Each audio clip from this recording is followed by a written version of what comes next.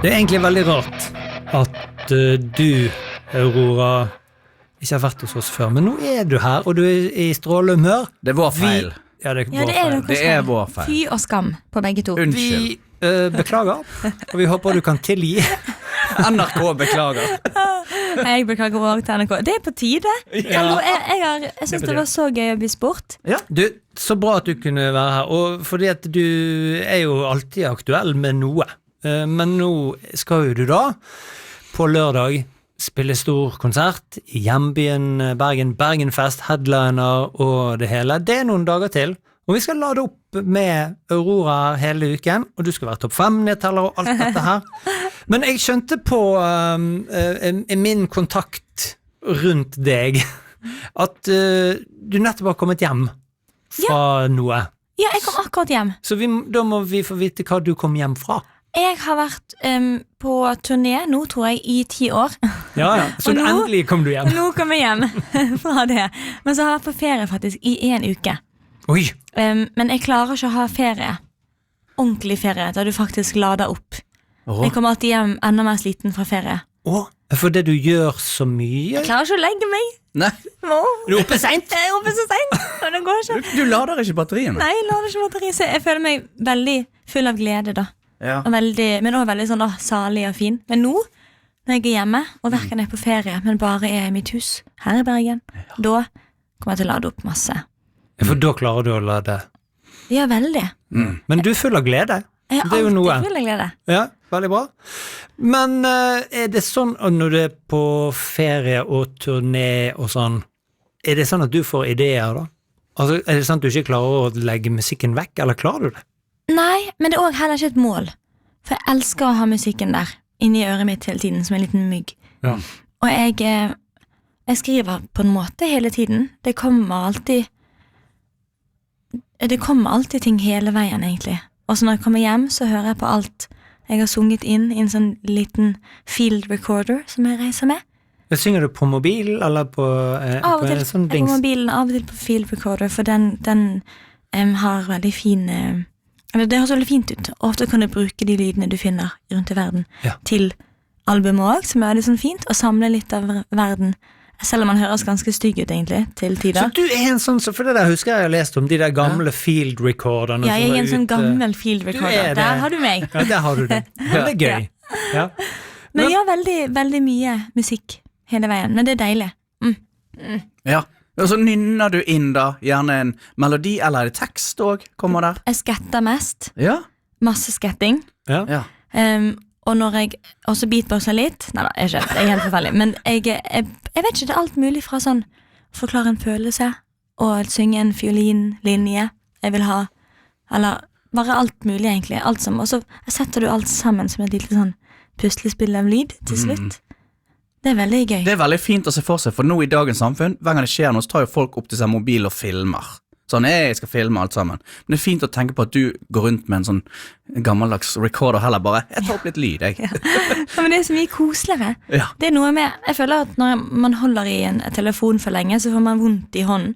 Jeg føler det er ikke bra for, og det er så mye av alt vi lever med nå, så ikke vi vet hva det egentlig gjør med oss, som er så rart.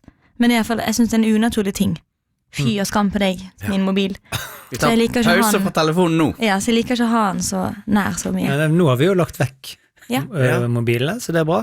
Men fortell litt om turnering og sånn, for du, som du sier, jeg synes jeg leser om at du er ute og spiller hele tiden, jeg. Jeg er jo det, jeg skjønner ikke hva som skjer. Men Du jeg er det, sant? Men er det liksom da sånn at du får sett noe av verden, eller er det bare fly og soundcheck og konsert? Backstage. Altså, er det noen byer du har klart å på en måte forelske deg i på turné, for eksempel? Du- Eller steder, liksom? Det er faktisk, jeg merker at jeg er en sånn byhore. Jeg blir veldig fort veldig glad i byer. Ja. Så skal det veldig lite til før jeg blir sånn, Ja, det er favoritten. Så du har liksom må jeg nye bo, byer hele tiden? Her vil jeg være for alltid. Ja. Jeg elsker alle. Så jeg blir veldig fort veldig betatt av alt egentlig. Ja, det er sånn at de som reiser sammen med deg er litt sånn glimrende. Noen forelsket i denne byen. Ja, det er veldig, og egentlig alt. Jeg er forelsket i alt og alle, og det er veldig mye. Men jeg elsker å være full av alle følelser jeg kan være. Det er så jævlig deilig. Men jeg elsker byer som du merker bare at folk er veldig snille. Sånn som i Filippinene, for eksempel. Eller i Manila. Altså, det er så masse masse land. Altså. Ja, i Manila var helt nydelig. Folk var så utrolig gode og vakre. Og i Mumbai i India, helt nydelige mennesker. Og det er skikkelig mange steder der det bare er skikkelig vakker kultur hos folk. De er så gode. Men artig at du blir veldig glad. Men artig at du nevner sånne steder sånn som ligger langt fra oss, som vi ikke er vant til å prate om når det gjelder musikk og sånt. Men er det annerledes å spille sånne steder enn liksom i Bergen eller i London? Altså er det en annen måte de når de kommer på konsert, for jeg vet i Japan så er det ofte sånn de sitter og så er de helt stille og helt så stille. Klapper de som bare pokker. Men hvis du sier sånn alle sammen skrik, så er de veldig så men de må få beskjed i seg. Ja, de må få beskjed. Det er veldig sånn fascinerende, men det er veldig høflighetskultur. Men det kan misforstås som både å være høflig og å være litt sånn emosjonelt undertrykt, men det er en god miks av begge. Så det som er så charmerende ofte med japansk kultur, mye sånn høflighet og booking, det er også veldig mye sånn farlig der, og veldig mye tristhet, for folk har mye inni seg, og det er veldig, veldig lite kultur for å prate om ting. Ja. Men sånn som Filippinene og India, og hvordan er det å spille der? Det er veldig sterkt, og veldig fint. Du merker sånn, alle kulturer der, som også egentlig Norge, Japan og Norge er litt likt. Fordi, vi er jo innestengt. Og veldig innestengt, og det er veldig vanskelig for oss å snakke om ting, spesielt hvis du er mann, og ingen lærer deg som gutt. For dere har jo ikke lært av noen som ofte, som barn, hvordan man skal få lov til å føle på ting, og være... Vi har ikke lært det ennå, vi. Nei, men det er vanskelig, når ingen forteller oss hvordan man skal være bare et menneske, og så må man være sterk for alle rundt seg hele tiden, føler man. Og det gjør veldig mye med et folk, så Japan og Norge kan være litt like av og til faktisk på konsert. Og du merker sånn, det er så mye forskjellige kulturer og mennesker i hele verden. Og nå har jeg reist så mye rundt om overalt, så jeg føler jeg har en ganske god idé fra det lille for se, av at det er så utrolig forskjellig publikum og kultur fra sted til sted, helt til du ber folk om å legge vekk det de har lært, om hvordan de skal være, og bare da er alle helt like. Så på ett punkt hver konsert, så er hvert publikum, uansett hvem du er, og hvor du er, helt like, og det er kjempenydelig. Fascinerende. Ja, det er det. Veldig, veldig bra. Vi skal ha Aurora med oss hele uken. Kjempegøy å snakke med deg, og du skal også ha topp 5-nedtelling veldig snart her. Men vi må spille en låt. Vi kjører The Flood, og så er det på tide å gå i gang med en slags kåring som vi ikke helt vet hva skal handle om. Du vet hva den skal handle om? Ja, jeg vet. Men ikke vi? Nei. Og da er det topp 5 med selveste Aurora som er her. Gøy! Og du kom her med 5 låter, du, som du vil spille. Ja, har de med i min veske. Ja, men vi vet ikke helt hva det skal handle om. Det må du avsløre nå, vet du. Jeg har laget en liten liste om låter som jeg synes er en fantastisk bruk av stemme. Altså vokal? Eller? Ja, man kan si, det kan være vokal, men så er jo en av låtene der Bob Dylan, så det er ikke bare vokal. Nei, det er ikke bare vakker vokal. Men det er ikke bare vakker vokal. Han er bra vokal, men ikke vakker nødvendigvis, men det er folk som jeg føler har brukt musikk til å si noe som jeg føler musikk trenger veldig å si av og til. Er det litt sånn særpreg i disse stemmene da, kanskje? Ja, mye særpreg, men også mye sånn ikke åpenbar politisk beskjed, som kan bli veldig slitsomt hvis det skal være veldig sånn erklærende og veldig politisk for mennesker, for vi vil ha pause også fra det i musikk, men så har de likevel klart å få inn en beskjed, sånn at politikk blir emosjonelt, som egentlig politikk alltid er. Men vi tror det skal være sånn svart-hvitt og ikke så mye følelser i det, men så er det jo en kjempefølsom ting når det gjelder velvære til verden og mennesker og bla bla bla. Så det her er folk som klarer å gjøre politikk emosjonelt, og som bruker musikk og ordene sine på den måten. Lykke til med å finne en fengende titel på denne topp 5. Ja, det skal vi ordne. Ok, bra ok. Kom igjen, vi klarer det. Det er folk som er flink. Nei. Emosjonell genialitet? Er det noe sånt? Emosjonell genialitet. Jeg kan like det. Emosjonell. Jeg føler dette er work in progress. Ja. Ok, folk som snakker sjelespråket. Sjelespråket. Ja. Sjelespråket. Ja, veldig bra. Veldig. Det ble veldig, Det er roretitlen. så dette er liksom ikke, det er ikke sånne artister som har masse slogans og banker det inn. Her er vi mer nede på det emosjonelle, vi skal bli berørt og alt dette her. Men når du hører på musikk, Aurora, er det noe med at du er var for vokal, siden du er vokalist selv? Eller er det ikke sånn? Altså, det er jo interessant. Jeg hører ikke, jeg er ikke så veldig glad i musikk. Så jeg hører ikke, Generelt? ja, det er så rart. Jeg hører ikke så mye på musikk. For jeg er veldig glad i å ha det stille. Så jeg tror jeg aldri har tatt på musikk når jeg er hjemme, for eksempel. Nei. Noensinne. For du liker jo mer sånne lyder og samle lyder. Ja, og lyder, og jeg kan like litt sånn film, sånn bakgrunnsmusikk, hvis det er på tilfeldigvis, men hvis noen tar på musikk hvis jeg er på besøk hos dem, så hører jeg ikke lenger hva de sier nesten, for jeg hører bare etter hva sangen sier, så jeg er veldig dårlig til å ha på musikk rundt meg, uten å bli helt satt Så ut. hvis du turnerer rundt og henger på en, jeg vet ikke, en buss eller noe sånn, er det da Henger på en buss? Ja, så man henger jo gjerne på en buss. Ja, jeg henger overalt hvis jeg kan. Men da foretrekker du altså stille og rolig. Ja, jeg foretrekker stille og rolig. Jeg foretrekker å... Ja, nei, jeg hører ikke så mye på musikk, det er litt rart. Jeg hører på det på fly, bare for å... Hvis jeg ikke vil prate med folk. Ja. Så er det veldig sånn klar beskjed om du er på headset og hører på musikk sånn. Da liker jeg å høre på Gojira. Det er heavy metal. Kult. Nå ble jeg glad. Gojira er bra. Ja, for du kjenner deg igjen i Jeg den. hadde tenkt å ha de på min liste. Vi elsker jo Flying Gojira. Whales. Ja. Gojira, skal vi ha de på i stedet for? Nei, vi går for listen nå. Men, Eller du kan vurdere det etter hvert. Men vi ser enda mer opp til deg, det kan vi si. Gojira, det er mitt favoritt. Jeg har en t-skjorte underskrevet av alle, og så skal jeg prøve å få til å lage en sang med de. Jeg gir et løfte nå til dere to, her og nå. Wow. Jeg skal få det til en dag. Og de er så hyggelige, de karene i Helt Gojira også. fantastiske. Du, nå må vi bare komme oss til låten. Eller så eksploderer dette i prat om Gojira. Er det sant? Ok, Første låt på listen. Hvor skal du ta oss med emosjonelt da, Aurora? Jeg skal ta dere med til en låt som har blitt en veldig viktig låt for Pride-communityet.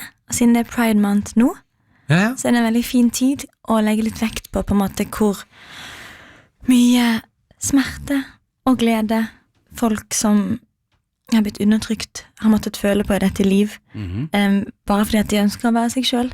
Men så er det så vakkert i Pride-måneden, fordi folk er så skamløse og åpne og fargerike, fordi at du vet at de vil heller bli fremmedgjort og hatet enn å ikke være den de er, sånn som de er født og sånn som de føler seg, og det elsker jeg, det er veldig sånn stort og grand for meg, og denne her låten er veldig sånn stor og mektig også, og han har blitt en veldig viktig sang som er blitt sunget i masse bryllup og begravelser, som er rart, både det gode og det triste, og den heter In This Shirt, og det er en helt nydelig låt, veldig trist og vakker på samme tid. Men det er jo litt stilig da, å se, i hvert fall her i Norge, at det Pride-opplegget har jo vokst kjempemye de siste 10-20 årene. Altså, det var jo ikke sånn før at det var med parader og greier. Så det er jo bra da. Ja, det er veldig bra. For det er viktig å bare få lov til å Feire noe. Den du er da. Og tulle med noe. Med gøy musikk og klær og dans, som egentlig er en veldig alvorlig ting. Men i stedet for å bare være alvorlig og trist om undertrykkelsen, og bare feire en Altså, måned. Det er jo veldig kult også at Pride er sånn høylytt og masse farger, for disse menneskene som gjerne undertrykker og står imot disse tingene, de kan godt få seg en på trynet på en måte. Ja. De sitter jo hjemme foran Ja, men- PC-en og er triste, liksom. Ja da, men jeg synes de kan godt se disse fargene og høre liv og se det at dette tar mye plass, og det skal det. Og det skal ta plass. Ja. Og bare vise at på en måte det er bare en påminnelse hvert år, tror jeg, fordi at det skjer alltid noe, og ett til angrep og ett til, nå er det veldig alvorlig da, men det er alltid noe som skjer, bare på grunn av at noen er homofil eller lesbisk eller trans eller sånt. Det er en veldig farlig verden av og til, og ofte. Og da er det så vakkert at sånn type feiring aldri tar slutt, fordi vi trenger å minne oss på egentlig, hvert år. Det blir aldri slutt, tror jeg. Nei. At vi trenger å feire. Vi må feire. Ja. Og nå feirer vi Med denne Og nå låten. feirer vi. med denne låten. Aurora Aksnes er her igjen. Jeg glemmer ofte at du har et etternavn. Jeg vet, jeg Ja, også. har du egentlig et etternavn? Nei, ikke i passet. Aurora. Vi sier Aurora, for det er litt mer sånn Det er sykt stjernestøvete. kult. Jeg hører så kul ut da. Det er veldig, veldig Please, kult. kall meg Aurora. Er vår topp 5-nyheter denne uken. Nå skal headline Bergenfest. Bergenfest starter i morgen med Alanis Morissette og masse greier. Du har covret Alanis Morissette, du! Jeg gjorde det. Ja. Det var ikke mye feil, det bare skjedde. Det var kjempefin cover. Thank you. Var det? Thank you as well. Thank you. Men ja, det var låten, thank you. Ja, det var det. Og masse gøy da på Bergenfest. Men så er det da ja, du blir vel kanskje ikke den siste som står på scenen, men du er headliner siste dagen. Ja, hest, ok, hest har ingenting med å gjøre. Hestliner, ja, Ja. den siste dagen. Ja, Og det blir siste konsert jeg har i Bergen på aldri så lenge. mange år. Mange år? Ja, Søren au. Det var noe greit at du Søren. informerte om, ja. Det var noe bombastisk det var masse. men det er greit det. Men det skal vi prate om senere i uken. Vi skal nå fortsette en topp 5-nedtelling som du startet i går, som handler om ja, altså det handler om sjelespråket, det handler om emosjonelle låter som på et vis kan være litt politiske også. Ja, Ja, ja. det er folk som har brukt musikk til å si noe litt hardt. Det er jo kulere. Og vi Jeg er så lei musikk som ikke sier noe. Nei, vi startet i går med In This Shirt, en låt der, og vi skal jo bare fortsette. Du skal ta oss med litt forskjellige steder. Jeg har fått listen av deg, og det er jo mye forskjellig musikk her, altså forskjellige typer musikk. Ja.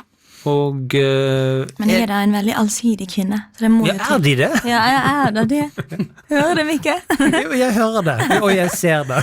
Jeg har akkurat lest Knut Hamsun. Frøken Aurora. Men jeg er frøken, og jeg elsker å bli kalt frøken. Hvor er det vi skal i dag? Er det del i dag? Vi skal inn i hodet til Bob Dylan. Vet ikke helt, er det et bra sted? Nei, jeg skulle si et annet sted, men det var Ja, nei, hodet. upolitisk korrekt. Men vi skal inn i kroppen da, til Bob Dylan. Og han var jo en veldig en mann som ja, jeg glemmer at han lever. Gamle Rau. Han har jo sagt veldig mye på denne jord, og spilt dritlenge. Ja. Den svisken, jeg elsker han. Og jeg har alltid elsket han. Når jeg var liten, så hadde jeg ikke så mye musikk i livet mitt. Så jeg var veldig glad i Bob Dylan og Leonard Cohen. Det var de to jeg på en måte hørte mest på, helt til jeg oppdaget igjen Gojira. Ja. Selv, som ungdom. Naturlig Og bare, overgang. Yes, hva finnes det som var så bra? Men ja, og det jeg lærte av på en måte de to, helt i begynnelsen, det var hvor mye man kan bruke musikk til å fortelle historier. Mester Cohen, så lærte jeg sånn historiefortellingen. Og følelsene, og metaforene og ordene er helt fantastiske. Altså, Bob Dylan lærte jeg at man kan leke veldig mye. Man kan snakke mye om politikk på en måte som føles likeverdig, og ikke som at han skal lære oss noe, eller si noe. For ingen her på jord vet egentlig mer enn noen andre. Og jeg liker veldig godt den måten å snakke hardt om noe ekte på verden, på en måte som føles veldig likeverdig og vanlig, i det mening. Ja, og det virker Jeg vet jo også som om han ikke har vært så bekymret for hva, om alle forstår.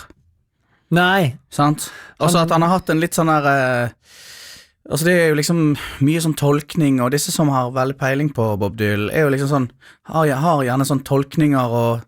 Ofte er det folk som tolker musikk, som har bedre innblikk i nesten hva musikken betyr. Jeg synes ofte folk gjør, det er et eget talent å tolke og høre på musikk. Folk løfter ting, de som skrev låtene, aldri hadde tenkt seg, tror jeg. Så det er et helt egen sånn dans med å gjøre noe veldig magisk, som jeg er veldig glad i.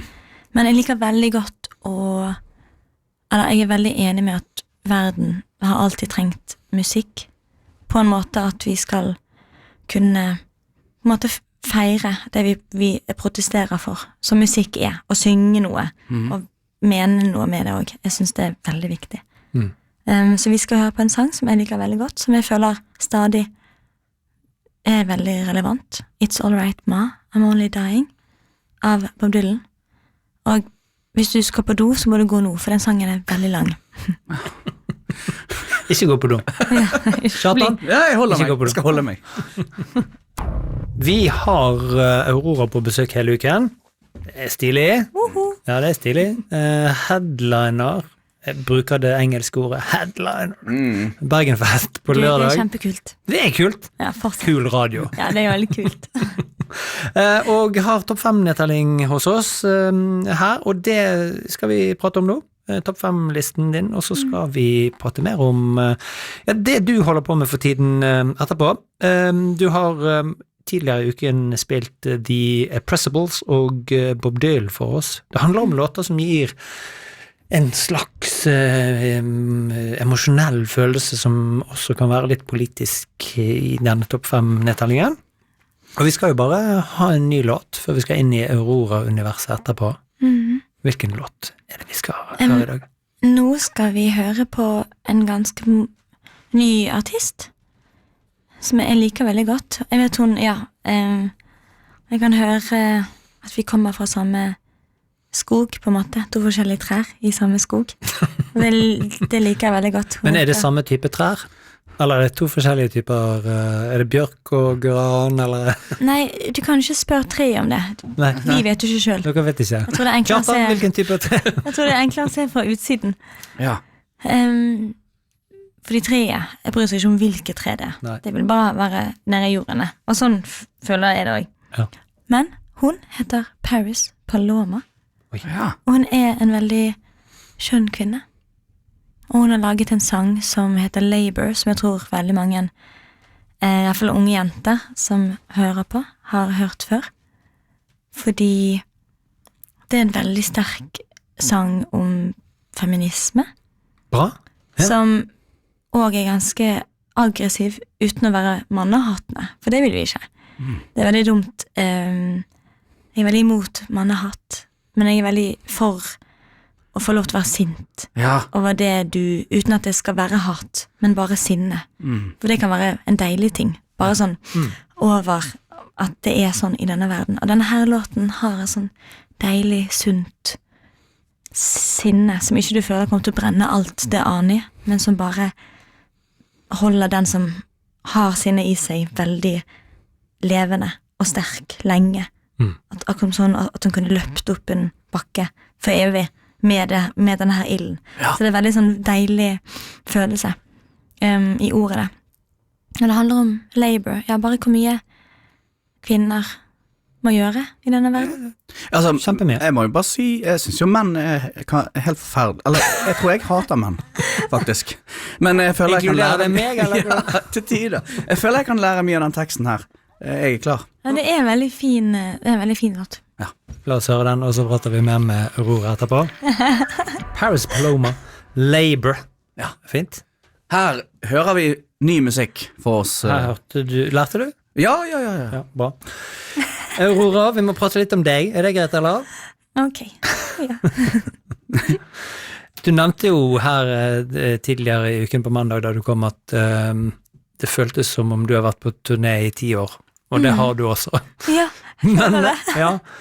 men får du av og til denne pausen der du bare får liksom slappet av og sett litt tilbake på ting? Eller er det liksom hele tiden fremover? som et tog. Det ganske togaktig nå. Det et tog. Ja. Ja, sorry. Men det ganske togaktig nå, vil jeg si. Og jeg har vært litt tog en liten stund, men på en måte som akkurat går fint. Jeg føler ikke meg og utstrekt og brekt eller knekt. Nei. Men jeg føler meg... Toget tøffer. Ja, toget tøffer på. Ja. Og jeg føler meg som, ja, at det har på en måte akkurat vært akkurat nok definitivt arbeid. Sånn at du nesten kan bli for sliten. Men så går det alltid fint, for jeg kommer hjem, og så har jeg fortsatt mye glede og energi. Ja. Men jeg tror man finner mye energi i å bare ikke tenke for langt frem. Og ta sånn, ok, i dag, og en uke nå, så det ingen pusterom. Men plutselig så du sånn, men i dag så har jeg kan ta en kaffe i rohet om en halvtime, og da skal jeg bare være alene. Og så kan jeg, så du finner alltid, det alltid noe gullerotaktig å holde seg fast i hver dag. Men det har jo bare ballet på seg med deg. Og jeg merker jo det hvis jeg veldig mye ute og reiser og sånn, så føles det så at tiden bare flyr vekk. Det litt sånn? Altså, 10 år ganske mye, men det føles gjerne ikke som 10 år. Nei, eller gjør det? Ja, det veldig rart, fordi når jeg gjør det nå, bare sånn, jeg tror jeg har vært i 60 land i år. Det helt sykt. Og jeg har vært på en måte, ja, det veldig rart, for jeg har jeg liker veldig godt i Bangkok. Og jeg dro tilbake dit nå, jeg var der også i fjor, og så vet jeg hva de har på menyen. Og så jeg blitt kjent med de som jobber der. Så jeg kan si sånn, hei, tilbake. Så det så rar følelse at jeg har et lite sted i Bangkok der jeg på en måte stamgjest. Sånn en gang i året. Det litt som nede i gaten her i Bergen på en måte. Ja, her jo dessverre stamgjest på alle barene her i Bergen.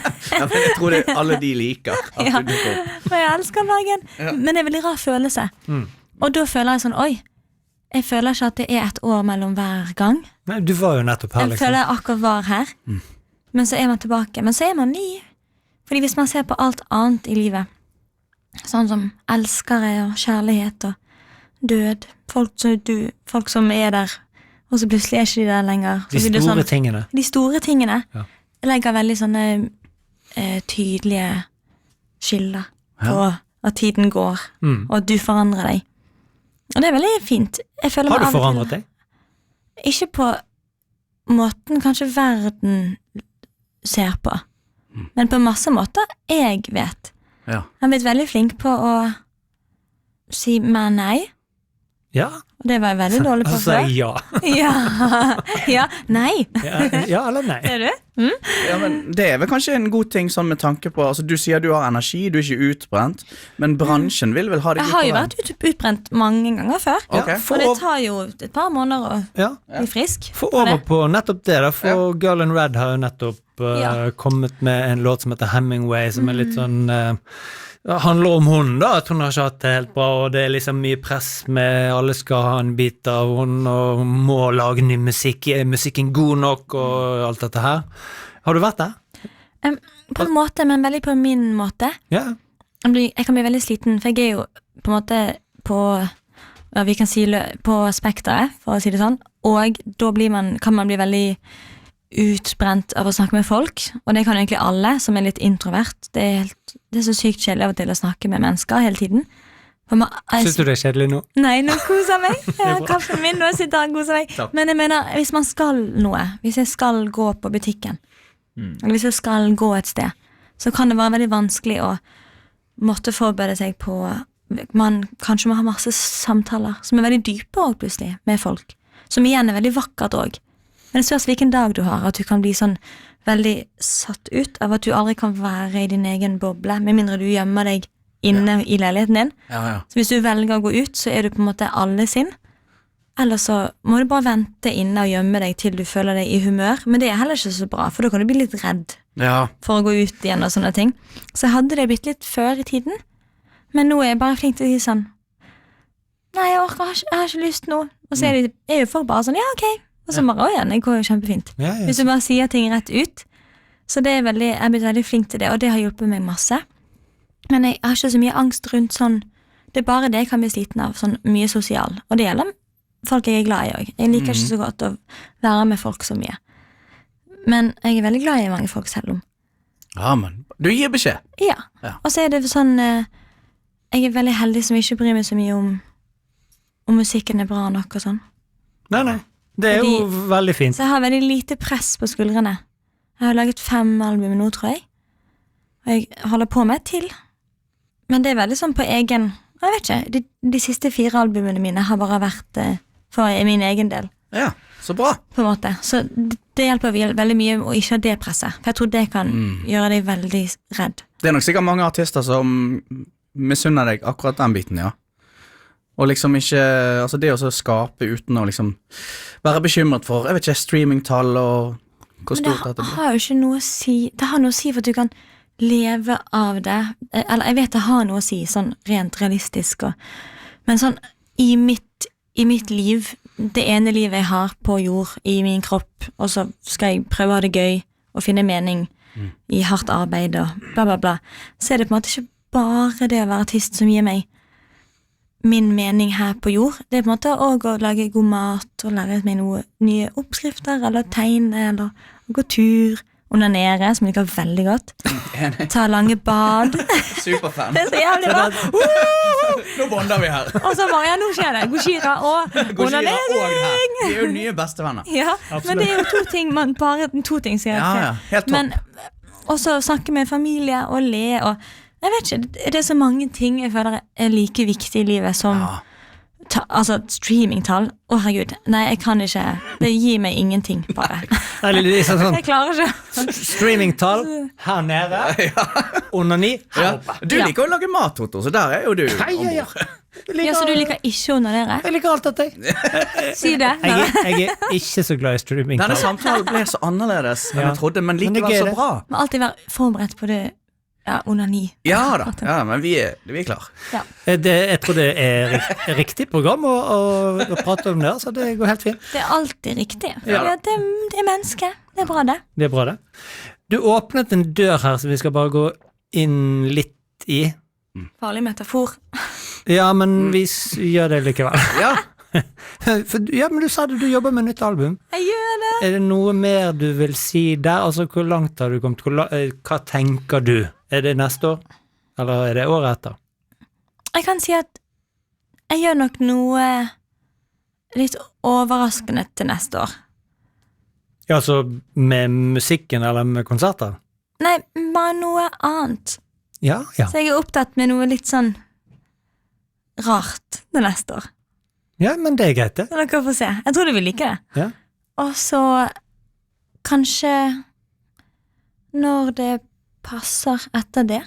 For du vet når liksom man skriver musikk, og så tenker man veldig på hvor verden kommer til å være om sånn et år. For man kan på en måte se det er så mye mønster i hvordan samfunnet vårt beveger seg hele tiden, føler jeg. For det er alltid, det samme har skjedd sånn 10 ganger i historien allerede. Så bare gjør vi det igjen, bare med nye navn og nye fjes. Og det er alltid bare, det er så mye mønster i måten vi er. Så jeg føler det går an sånn grovt å tenke på hvor verden kommer til å være om 1 år eller 2. Og så prøve å skrive noe som kommer til å treffe folk da. Smart. ja. Ja, for du vil jo skrive musikk som folk trenger. Ja. Eller jeg har så lyst til at det skal være til bruk for noe Ja, men godt. du vil treffe tidsånden på et vis, da. Ja, fordi jeg føler vi trenger sånn at noen forteller oss ting. Hvis man er et sted ikke de du er glad i forteller deg det du trenger å høre, så må du ha noen andre som kan si det til deg. Og jeg vet jeg har mange fans som der jeg er litt den personen i deres liv, som sier ting til de kunne ønske kanskje Ja. folk rundt de sa, men så har de det forholdet til meg, som er jo veldig fint og rart. Så jeg har veldig lyst, jeg tenker veldig mye på eller folk når jeg skriver. Jeg skriver mest med andre folk i hodet, tror jeg, enn mine egne ting. Eller jeg har noen sanger om meg selv, men jeg synes det er veldig vanskelig. Men jeg skal lære litt av Girl in Red, for jeg synes det er veldig fint når folk gjør det. Og legger seg selv i det sånn. Jeg er modig. Ja. Jeg er modig. Så da blir det noe crazy neste år, og så kanskje album året etter. Vi får se. Det er bare til å følge med. Vi må bare følge med. Aurora her tilbake i morgen. Vi spiller The Dark Dresses Light. Da er det topp 5-nedtellingen igjen. Aurora. Skal ikke si etternavnet. Aurora er på besøker hele uken. Du skal jo bare plukke mer musikk for oss i aksen emosjonalitet, politikk, de tingene der. Det er litt vanskelig å pinpointe det. Jeg vet, det er litt vanskelig. Jeg gjorde det litt vanskelig. Jeg brukte kanskje 3 minutter på å forklare hva listen min var om. Men på en måte, folk som brukte sin politiske kraft. Men det er jo god musikk det handler om, som kan gi en eller annen følelse av noe. Og vi har spilt Bob Dylan, vi har spilt Irrepressibles, og vi har spilt Paris Paloma i går. Og vi skal ha en ny låt i dag, som du har lyst til å spille for oss. Nå skal vi inn i noe jeg brenner veldig hardt, sterkt, brenner veldig hardt for. Jeg liker det. Og det er musikk og miljøet vårt.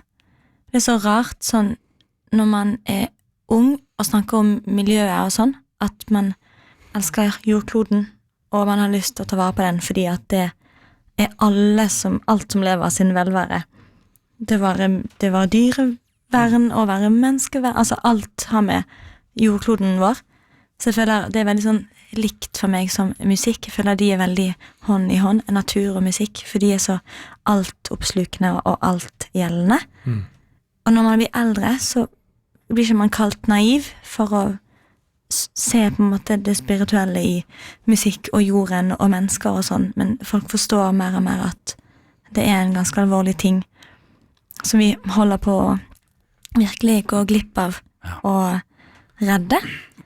Og så vil jeg gjøre ære på en artist som har sunget med naturen inni seg i så mange år allerede, Mari Boine. Hun elsker jeg, med hvert fiber i mitt skinn. Elsker jeg denne kvinne.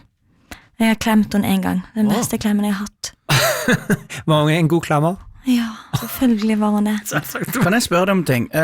Du har jo reist litt rundt i verden, ganske mye egentlig. Du har jo sikkert sett litt natur da, når du har vært der. Det er så vakkert. Ja, som kanskje vi andre ikke har fått sett her.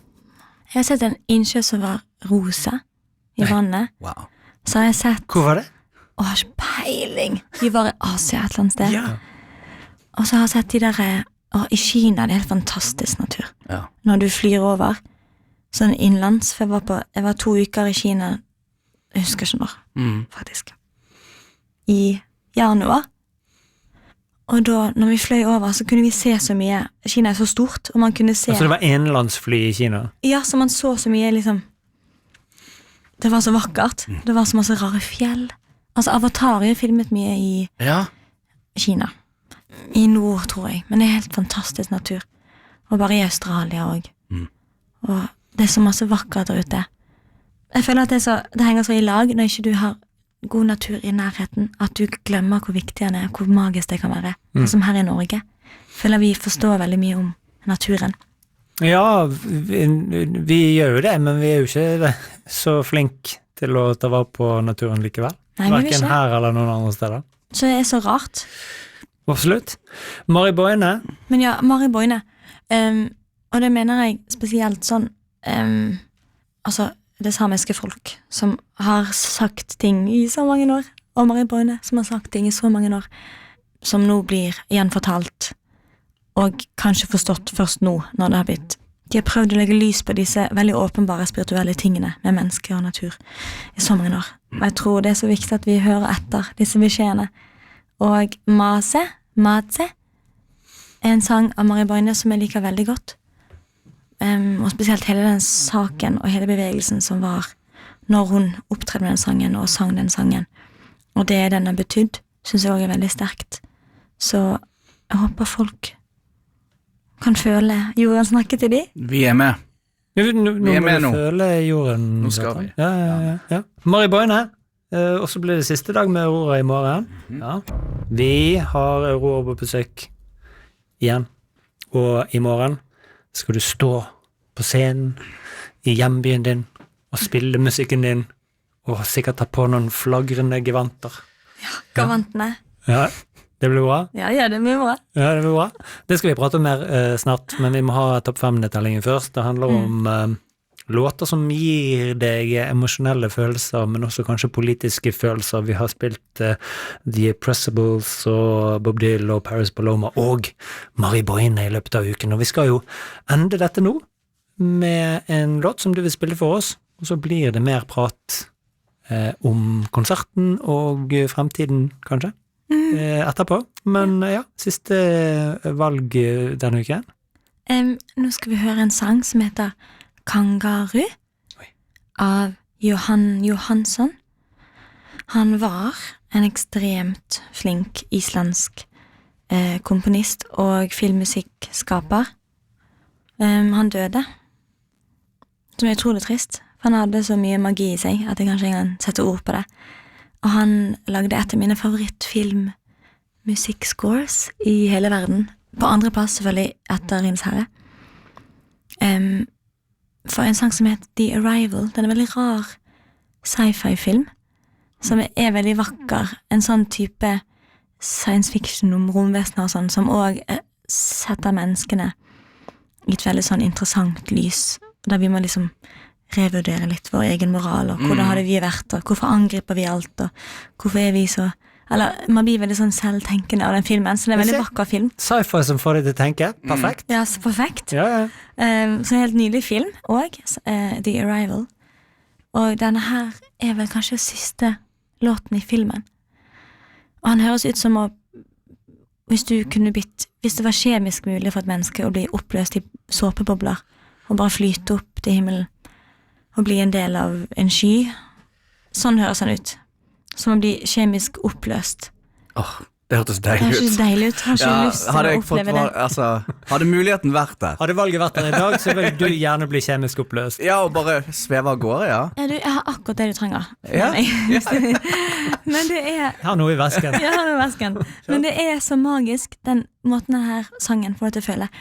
Og han er veldig rar, og han sier ingenting med ord. Det er ingen tekst og ingen ord i denne her låten, selv om temaet for denne uken har vært folk som bruker sin stemme og sine ord for noe viktig. Ja. Så bruker han bare sånn rent tatt på ordet sin stemme, for det er bare vokaler som visker masse rare ting inn i øret ditt. Og han er så vakker. Jeg kan ikke beskrive hvor mye jeg elsker denne sangen. Og jeg hører på han hver gang når jeg har vært vekk kjempelenge, og jeg skal komme inn til Bergen. Og vi flyr gjennom de fine små øyene, og ofte skyene. Og så er det så vakkert, til og med på flyplassen her hjemme. Og det er så deilig. Og du hører på denne her låten hver eneste gang når jeg kommer hjem. Jeg må si, Så jeg minner meg veldig om å komme hjem. når du klarer å kalle flyplassen i Bergen for vakker, da tenker jeg du er en veldig positiv person. Altså, I forhold til der ute i ja, men verden. vi har mye å lære av deg, tenker jeg. Du klarer å beskrive den som vakker, da. Men det er bra. Og du som har sett Det er så mye derfor hun er artist, og vi står her. Det er fint, Det setter jeg pris på. Ja. Bare i forhold til resten av verden. Fin igjen. Ja, men Ja. i perspektiv. Ja. Perspektiv, Sant. så er det veldig vakker. For det er i hvert fall trær og fjell Ja. å se på. Ja, så denne sangen minner meg om å komme hjem og bli oppløst til såpebobler. Nydelig. Ja, da er det Aurora-prat igjen, Aurora. Du er jo eksperten på deg selv, så... Men hvordan er det nå? For i morgen så skal du spille stor konsert på Bergenfest. Jeps. Det har du gjort før. Ja.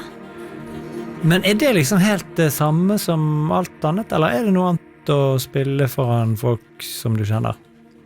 Det er på en måte det samme og noe helt annet. Jeg synes det er veldig vanskelig å huske, fordi jeg er så voldsomt sterkt inne i en følelse, når i nuet. Altså på scenen? Nei, bare når som helst Alltid. egentlig. Ja. Så voldsomt inn i det jeg gjør nå, og det er så vanskelig å huske noen ting, nesten. Jeg blir helt sånn blåst av banen.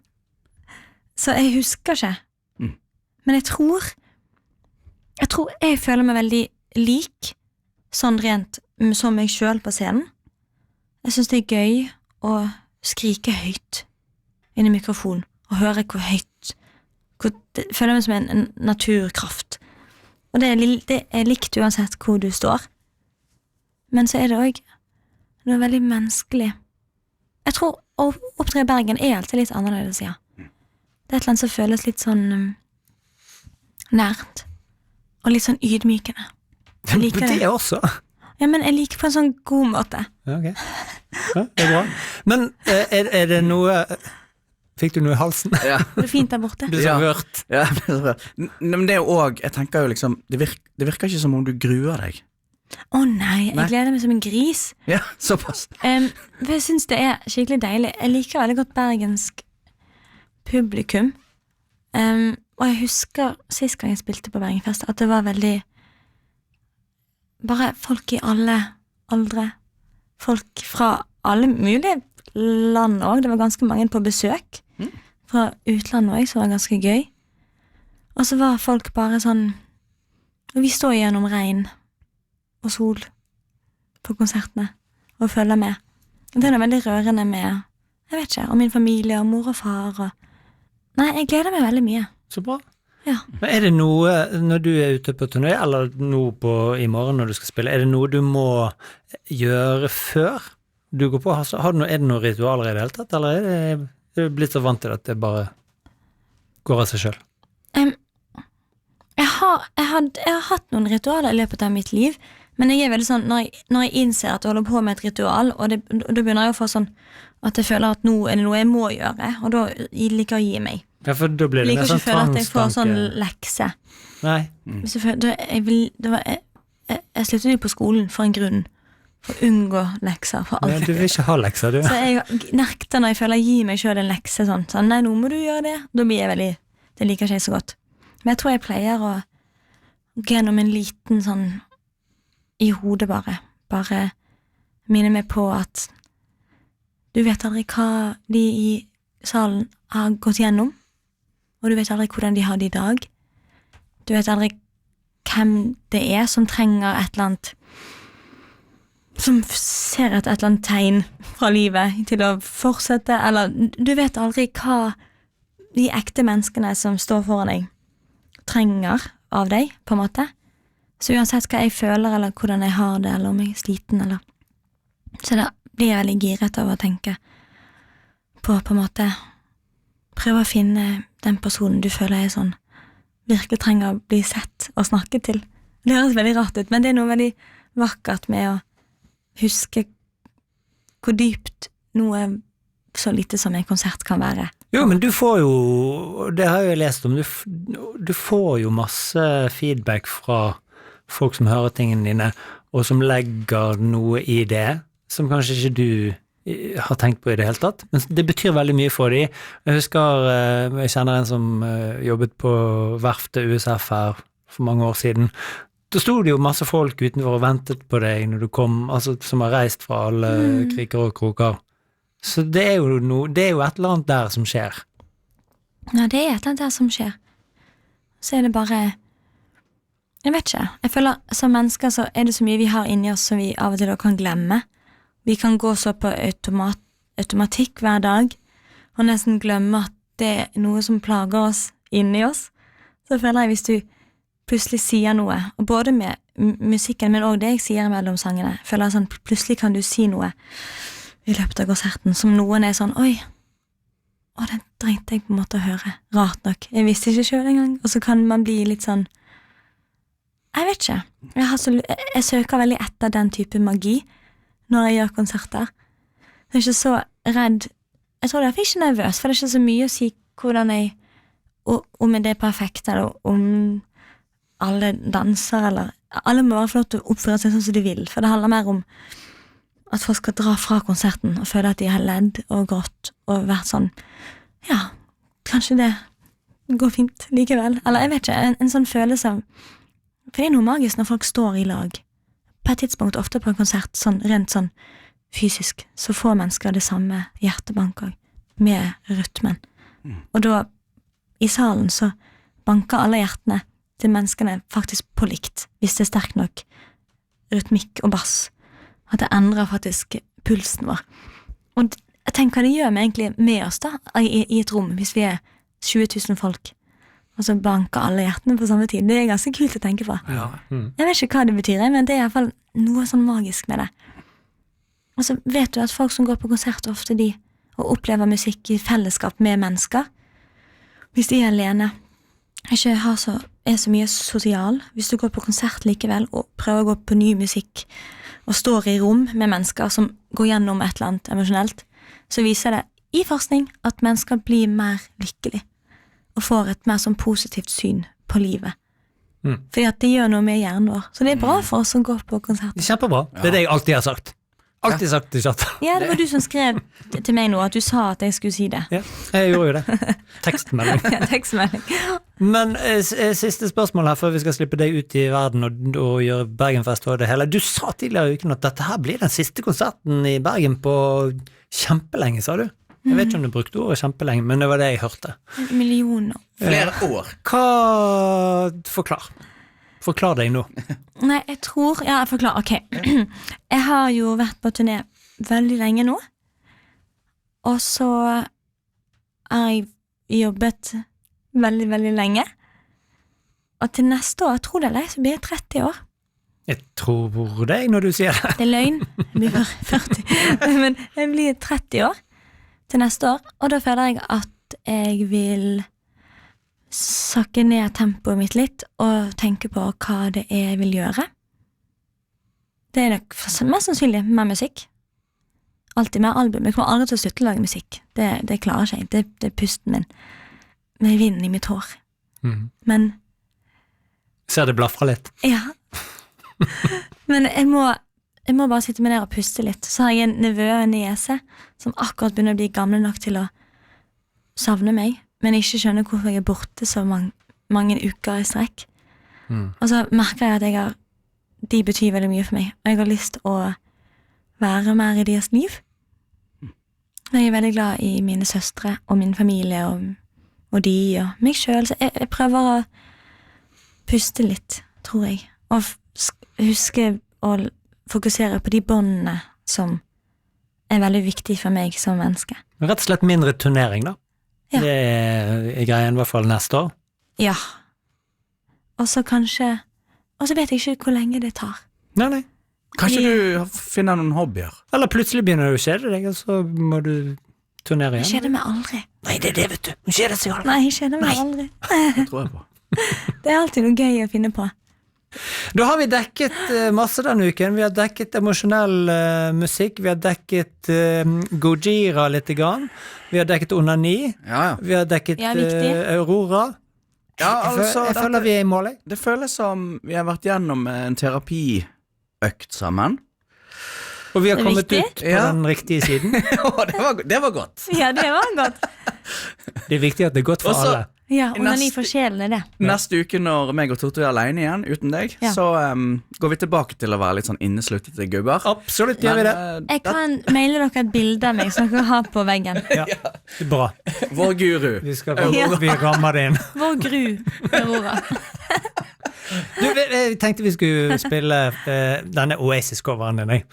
Helt på tampen her, for at de er jo tilbake igjen og skal turnere. Jeg gleder meg til å se de, og i morgen skal du spille. Jeg kjenner, her er det en symbiose, og Det er en symbiose. en fantastisk vakker cover. Takk. Som jo gjorde Det er 10 år siden. Gjorde noe for deg. Ja. Det var en av de tingene som løftet Aurora litt, spesielt i England da. Ja. Skal vi rett og slett endre det der? Tusen takk for at du har vært med, Aurora. Tusen takk for meg, og til alle dere hjemme.